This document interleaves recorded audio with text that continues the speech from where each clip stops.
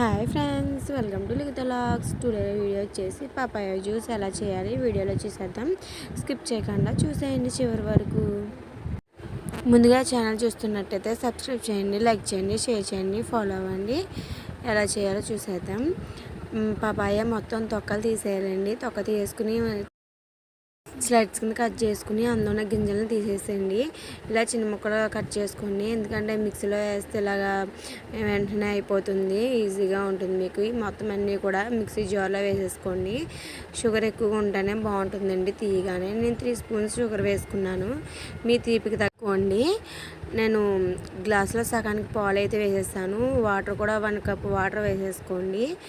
ఇవన్నీ కూడా మిక్స్ అయ్యేటట్టు ఒకసారి తిప్పండి. మెత్తగా ఉంటేనే బాగుంటుందండి, ముక్కలు తగలకూడదు. మొత్తం మెత్తగా అయ్యేలా మిక్సీ పెట్టండి. ఐస్ క్యూబ్స్ వేసుకోండి, చాలా బాగుంటాయి, చల్లగా ఉంటుంది. చూడండి, మనకి రెడీ అయిపోయిందండి.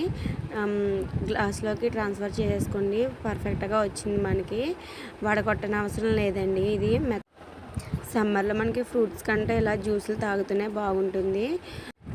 మీరు కూడా ఇలా ట్రై చేసి చూడండి. పిల్లలు కూడా పెట్టండించాక హెల్తీగా ఉంటారు, వాళ్ళు కూడా ఎంతో ఇష్టంగా తాగుతారండి. మీరు ట్రై చేయండి. మీరు ట్రై చేసి ఎలా వచ్చిందో కామెంట్ చేయండి.